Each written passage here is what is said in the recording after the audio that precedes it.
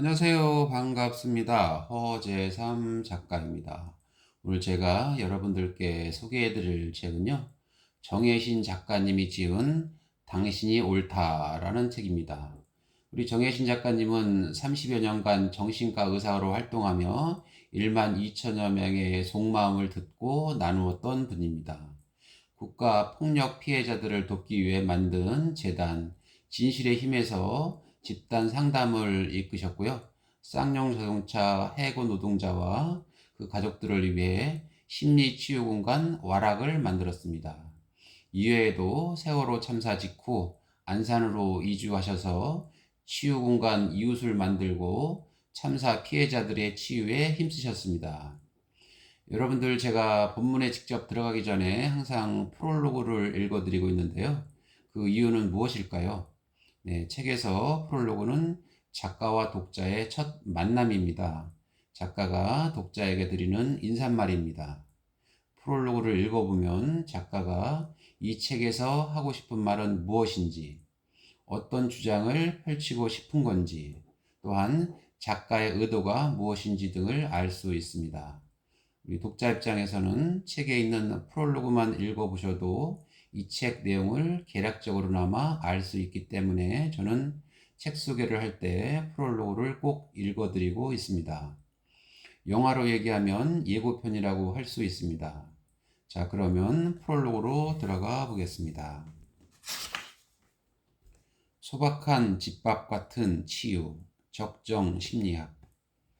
어떤 단어가 사냥매처럼 마음속에 내리 꽂히거나 저녁 강물처럼 흘러 들어올 때가 있다.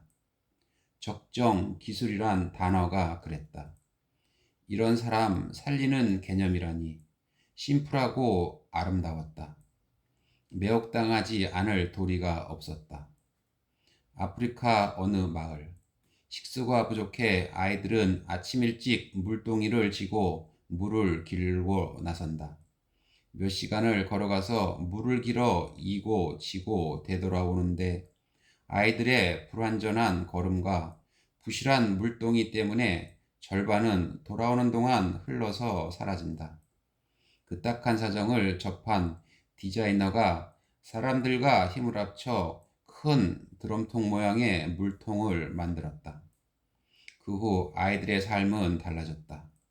아이들은 물을 꽉 채운 물동이를 놀이하듯 굴리며 돌아온다. 더 짧은 시간에 더 많은 양의 물을 운반할 수 있는 것은 물론 저장도 가능하게 되었다. 마을 주민들의 삶도 달라졌다. 아이들은 물 깃느라 갈 수 없었던 학교를 다닐 수 있게 되었다. 아주 간단한 물통 디자인 하나가 바꿔놓은 일상의 기적이다. 흔하디 흔한 적정 기술의 한 사례다. 적정 기술은 화성 이주를 꿈꿀 정도로 환상적인 과학 기술이 넘쳐나는 시대에 간단하고 일상적인 기술의 결핍으로 인간다운 삶을 살지 못하는 사람들에 대한 연민과 주목에서 비롯된 개념이다. 전 지구적으로는 식량이 넘쳐나는데 굶어 죽는 사람이 그토록 많은 이유를 따져 묻는 것과 비슷한 의문에서 출발한다. 인간의 윤택한 삶이 최종 목표인 과학. 그것도 과학 만능주의 시대에 여유롭고 행복한 사람이 넘쳐나지 않는 건 이상하다. 어떤 이들은 그 이유를 우리에게 최첨단 과학기술이 부족해서가 아니라 일상에 필요한 적정 기술과 그것의 적정한 분배가 이루어지지 않아서라고 요약했다. 소박하지만 위대한 성찰이다. 그래서 적정 기술의 개념과 적용 사례를 처음 접했을 때 흥분했다. 간단한 과학과 평범한 기술들이 전해주는 결과는 결코 소박하지 않았다. 우뚝하고 놀라웠다. 주머니 속에 있던 구겨진 종이 조각이 마술사의 콧김을 만나 비둘기가 되어 하늘로 날아가는 모습을 보는 것 같았다. 특별할 것 하나 없는 디자인이나 단순한 기술 하나가 고통 속에서 살아가는 사람들의 바탕색을 회색에서 파랑으로 바꾸었다. 단 거기에는 누군가의 고통에 눈길을 포개는 이들의 섬세한 뜨거움이 필요하다. 그것이 비현실을 현실로 바꿔내는 신묘한 힘, 마술사의 콧김 같은 것이다. 적정 기술이란 개념이 화선지 위의 먹물처럼 내게 스민 건 그때 내가 움켜쥐고 있던 문제의식과 맥이 닿아 있어서야 할 것이다. 눈물 흘리는 사람들의 속마음을 듣는 현장에서 생긴 문제의식이기도 하지만 무엇보다 심리치유와 관련해 오래전부터 이어져 온 전문가로서의 문제의식이기도 했다. 전문가들의 심리학이 아닌 적정한 심리학이 필요하다. 자격증이 무용지물인 트라우마 현장. 최근 15년을 1970년대, 80년대의 고문 생존자와 자살에 이어지던 해고 노동자 집단, 세월호 유가족 등 여러 형태의 국가폭력 피해자들과 함께 있었다. 현장에서 그들의 신음소리를 생생하게 들었고 회복이 불가능할 것 같은 그들의 내상을 목격했다. 트라우마 현장에선 심리치유 관련 전문가 자격증이 무용지물이라는 걸 숱하게 목격했다. 사회적 재난 현장에는 심리치유 전문가들뿐 아니라 시민운동가, 일반 자원활동가 등 많은 사람들이 모인다. 그런데 초기 몇 개월이 지나면 자격증을 가진 전문가들은 현장에서 찾아보기 어렵다. 오랜 세월 각기 다른 현장에서 반복적으로 접한 일이다. 자격증을 가진 전문가들의 철수는 상황이 정리되거나 피해자들의 상태가 호전되어서가 아니다. 혼돈의 시간을 거치면서 심리적 내상이 더 뚜렷하게 드러나고 그에 따라 치유와 관련한 일들이 엄청나게 많아지는 때임에도 그랬다. 세월호 참사 때도 마찬가지였다. 초기에 많은 전문가들이 현장에 왔지만 이내 거의 사라졌다. 대신 집에 앉아만 있을 수 없어서 무작정 왔다는 자원 활동가들의 숫자는 시간이 갈수록 늘어났다. 그들은 내가 할 수 있는 게 아무것도 없다며 울면서 무슨 일이든 했다. 피해자들을 위해 음식을 만들고 설거지를 하고 청소를 했으며 한없이 무기력하게 느껴지는 자신의 슬픔과 분노, 무력감을 호소하면서도 유가족들 손을 잡고 함께 울었다. 그들의 이런 마음과 태도는 피해자들에게 실질적인 도움을 준다. 현장에서 반복적으로 일어났던 일들이다. 그들의 행동과 눈빛은 트라우마를 받은 이후 세상과 사람을 통째로 불신하게 된 피해자들에게 당신은 혼자가 아니다라는 느낌을 갖게 한다. 결정적인 위로다. 네, 그럼 목차를 한번 보겠습니다. 하나, 왜 우리는 아픈가? 둘, 심리적 CPR, 지금 우리에게 절실한 것. 셋, 공감, 빠르고 정확하게 마음을 움직이는 힘. 넷, 경계 세우기, 나와 너를 동시에 보호해야 공감이다. 다섯, 공감의 허들 넘기, 진정한 치유를 가로막는 방해물. 여섯, 공감 실전, 어떻게 그 한 사람이 될 수 있을까? 네, 그럼 한번 본문으로 들어가 보겠습니다. 자기 소멸의 벼랑 끝에서 주위를 보면 너나 없이 아프다. 마음이 아픈 사람 천지다. 근래에 조용하고 빠르게 확산하는 현상 중 하나가 공황장애, 공황 발작이다. 의료 관련 통계를 들먹이지 않아도 주변에 공황 발작을 겪는 사람이 급격하게 늘고 있다는 걸 피부로 실감한다. 공황 발작은 아무런 예고도 없이 갑자기 심장이 멈추는 것 같은 느낌이 망치처럼 날아오는 증상이다. 그 순간 당사자는 죽을 것 같은 공포를 생생하게 감각한다. 그런 현상이 몇 분간 지속된다. 인간이 경험할 수 있는 최극단의 공포다. 그런 경험을 한두 번 하면 일상 전체가 두려움에 휩싸인다. 언제 어디서 그 광폭한 불안이 자신을 쓰나미처럼 덮칠지 알 수 없다. 예측할 수 없으니 대비할 수 없고 대비할 수 없으니 불안은 더욱 증폭된다. 아무리 자녀라도 충고, 조언, 평가, 판단하지 않기, 충조평판. 죽어버리고 싶어. 딸이 어느 날부턴가 이런 말을 저한테 쏟아부었습니다. 충격이었습니다. 얘가 이런 정도였나? 허탈감과 자괴감에 괴로웠습니다. 술 먹고 늦게 다니는 것을 걱정하는 내게 딸은 엄마는 아직도 나를 구속하려 하고 나를 엄마 뜻대로만 하려고 한다고 난리도 아닙니다. 너를 걱정해서 그런 거라고 말을 하기도 했지만 딸아이의 버릇을 고쳐놔야겠다는 생각이 더 많은 게 사실입니다. 딸이 어릴 때부터 저는 아이와 이야기를 하면서 왜 이 아이가 이런 말을 할까 생각해 보지 못했습니다. 내 생각과 판단으로 결론을 내려놓고 가르치려고만 했습니다. 그게 부모의 당연한 도리라고 생각했습니다. 언젠가 딸아이와 다시 얘기를 해보려고 시도를 했는데 딸은 난 아직도 자꾸 엄마 눈치를 봐 하면서 펑펑 울었습니다. 우울증과 대인기피증이 심한 것 같다며 대학원도 휴학하고 집에만 있었습니다. 쇼핑도 별로 하지 않으면서 인터넷 쇼핑 사이트를 뒤지며 밤을 새우고 낮에는 잠만 잡니다. 밤에 잠깐 나가는 날이면 하루도 빠짐없이 술을 마시고 새벽에 들어오고 외박하는 날도 많습니다. 그때마다 저와 충돌했습니다.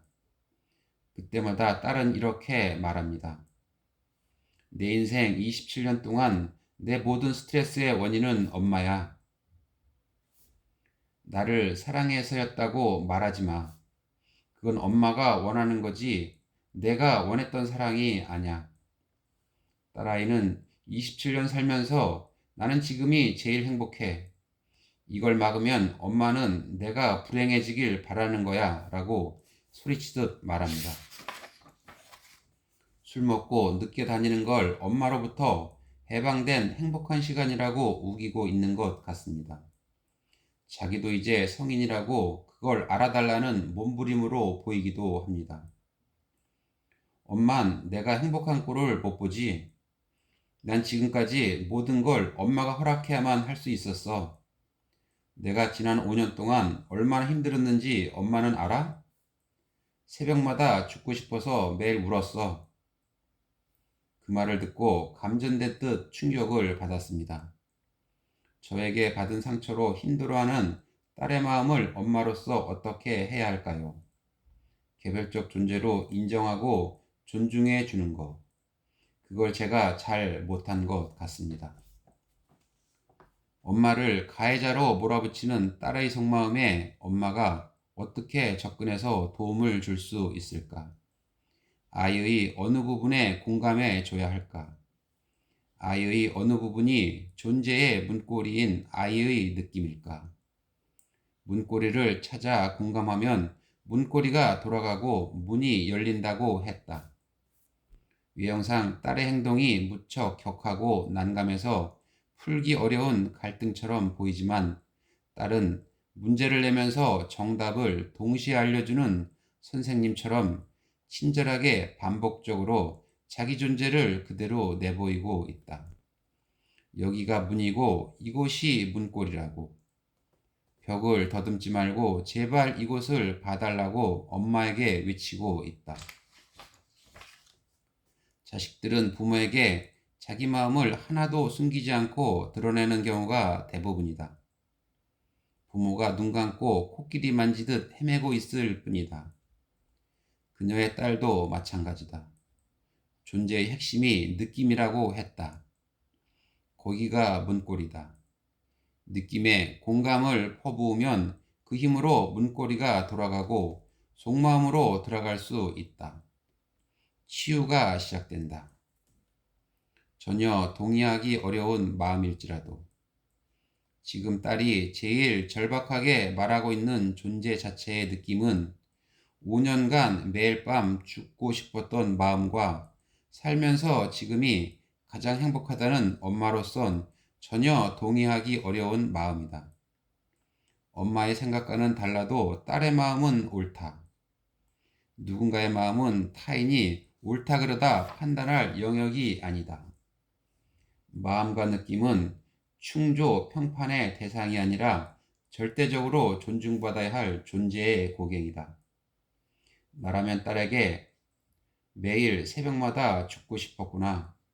그럴 만큼 힘들었구나. 그 순간이 얼마나 끔찍했을까. 새벽마다 그런 마음이었는데 엄마는 그것도 모르고 잠만 잤구나. 정말 미안하다 라고 말했을 것이다. 제일 먼저 딸의 죽고 싶었던 마음에 주목하고 인정하고 받아들이겠다. 죽고 싶을 만큼 순간순간이 지옥이었는데 그 고통을 엄마마저 모르고 있다는 생각이 들었을 때 딸은 얼마나 막막하고 절망스러웠을까. 그렇게 고통스러웠는데 버티고 살아줘서 고맙다. 엄마가 아무 도움도 못 줬는데 이렇게 버텨줘서 고맙다.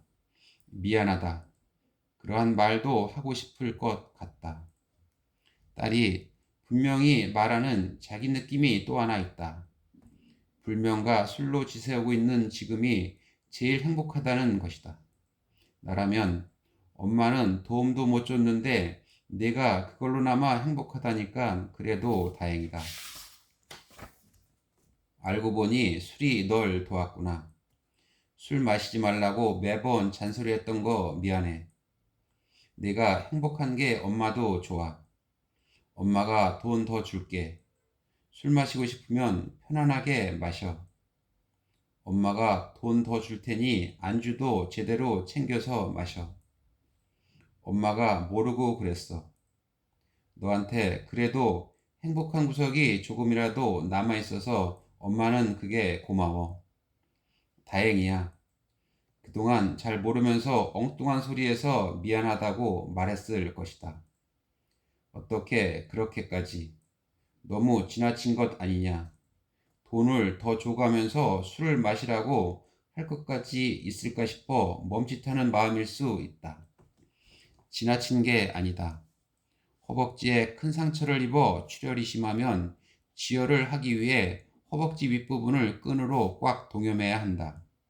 그런 순간엔 아무도 너무 조이면 아프니까 살살 하는 게 낫다고 생각하지 않는다. 과다 출혈로 인한 응급 상황에서의 압박은 평시의 스킨십과는 달라야 한다. 마찬가지로 지금 딸의 상황도 지혈을 위해 공감을 퍼부어야 하는 비상 상황이다. 지나친 게 아니라 사랑밖에 난 몰라라는 노래 가사처럼 엄마는 너의 마음 외엔 아무것도 중요하지 않다는 적극적인 메시지다. 엄마는 네가 어떤 행동을 하든 엄마 맘대로 판단하고 규정하지 않고 너를 전적으로 존중할 것이라는 엄마의 존재 자체에서 나오는 다짐이다. 계몽과 훈제의 본질. 나와 함께 의논한 후 그녀는 딸에게 사과를 했다고 한다. 그렇게까지라고 할 만큼 자기 마음도 얘기했다.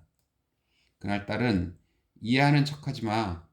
이제 와서 공감하는 척하지 마. 라고 소리쳤단다. 그런데 2주쯤 지나면서 밤에 컴퓨터 앞에 앉아 있는 날이 점차 줄기 시작했고 잠을 자기 시작했다. 몇 년 만에 처음 있는 일이라고 했다. 낮밤이 서서히 정상으로 돌아왔다. 술 마시고 늦게 들어오는 날도 점차 줄었다. 2달쯤 지난 어느 날 딸은 속이 많이 아프다며 엄마에게 함께 병원에 가자고 했다. 하늘이 준 기회를 얻은 양 엄마는 딸의 손을 잡고 병원에 갔다. 그렇게 딸의 문고리를 더듬어 찾아 돌렸던 그녀는 딸과 새로이 만나기 시작했다. 네, 저는 오늘 여기까지 읽어드리고요. 이 책 한번 사서 정독해 보시기 바랍니다. 네, 그럼 저는 다음 시간에 새로운 책으로 다시 돌아오겠습니다. 감사합니다.